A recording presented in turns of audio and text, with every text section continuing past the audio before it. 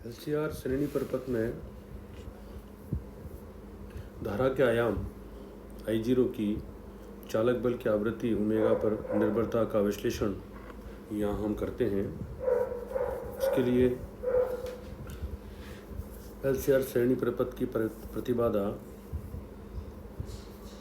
Z equals to square root of 1 over omega C minus omega L का whole square plus R square.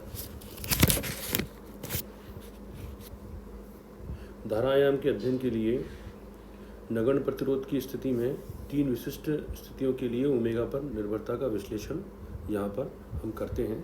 इसमें प्रथम स्थिति वह स्थिति है जब ओमेगा का मान अर्थात सोर्स की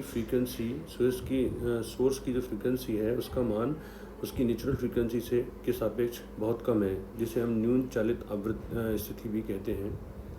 अर्थात इस स्थिति में omega is very very less than omega 0। इस स्थिति में 1 over omega C will be greater than omega L होगा।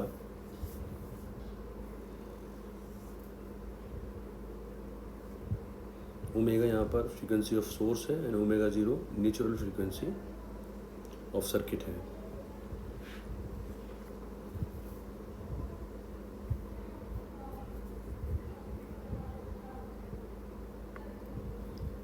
One over omega C is very very greater than omega L। यह मान अगर परिपथ के साथ परिपथ की प्रतिबाधा Z will be equals to square root of 1 over omega C का whole square plus R square. If we consider the resistance of the circuit is small,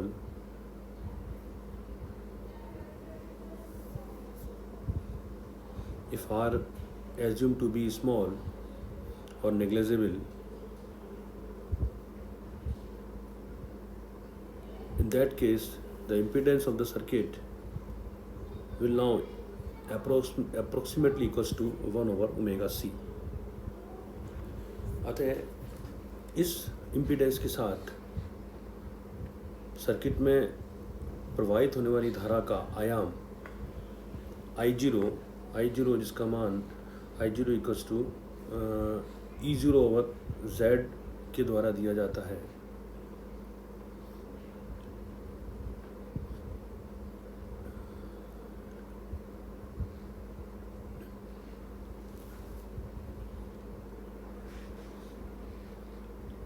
धारा आयाम I0 equals to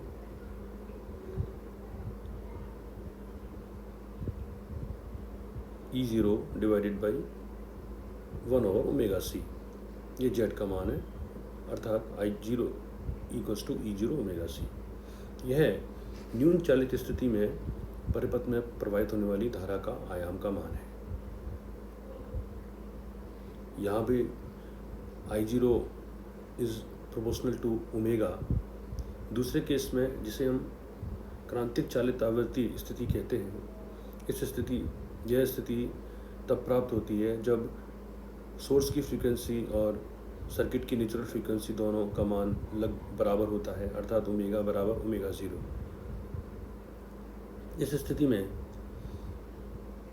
1 over omega C minus 1 over omega 0 L equals to 0 होगा, अर्थात धारिती प्रतिबाधा एवं प्रेरकी प्रतिबाधा परस्पर बराबर होती हैं।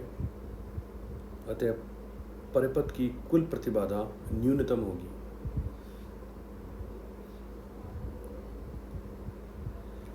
और परिपथ की यदि परिणामी प्रतिबाधा न्यूनतम है, उस स्थिति में प्रवाहित होने वाली धारा का आयाम अधिकतम प्राप्त होता है।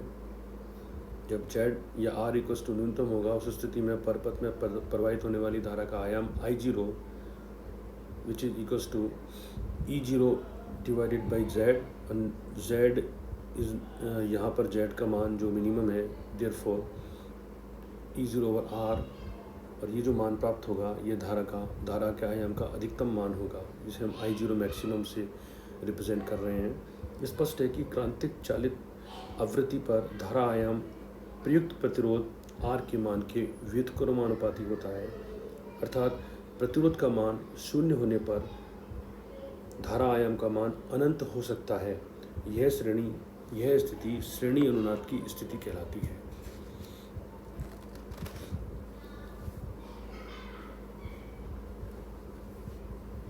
तीसरी स्थिति, जिसे हम अतिचालित आवृत्ति पर हमें प्राप्त होती है, इस स्थिति में सोर्स की फ्रीक्वेंसी सर्किट की नेचुरल फ्रीक्वेंसी के सापेक्ष अत्यधिक होती है। इस स्थिति में ओमेगा एल का मान 1/ओमेगा सी के सापेक्ष बहुत अधिक होता है। इस केस में अर्थात अतिचालित आवृत्ति की स्थिति में परिपथ की प्रतिबाधा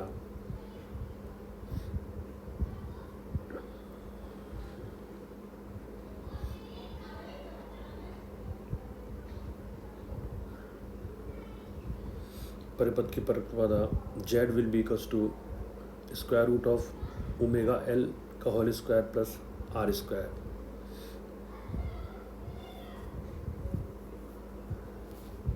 अर्थात Z is approximately equals to omega of L.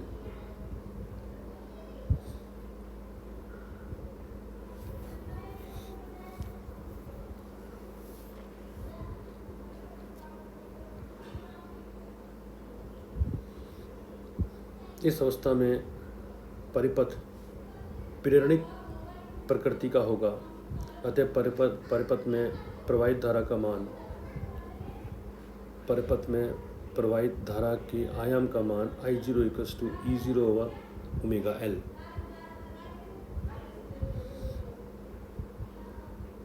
स्पष्ट है कि ओमेगा के मान में वृद्धि होने पर प्रवाहित धारा के आयाम का मान घटता है।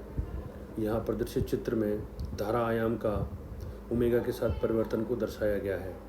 आरेख से स्पष्ट है कि अनुनादी आवृत्ति अर्थात ओमेगा बराबर ओमेगा-0 पर परिपथ की प्रतिबाधा न्यूनतम होने के कारण धारा आयाम का मान अधिकतम प्राप्त होता है। अर्थात परिपथ में धारा प्रवाह सुगमता से होता है। यहाँ पर ये ग्रीन लाइन है, यह R इक्वल्स टू 0 के लिए है और रेड लाइन अनुनाद की स्थिति पर है, जबकि R का मान न्यून है और येलो लाइन जो है वो उच्च प्रतिरोध के लिए अनुनाद को प्रदर्शित कर रहा है।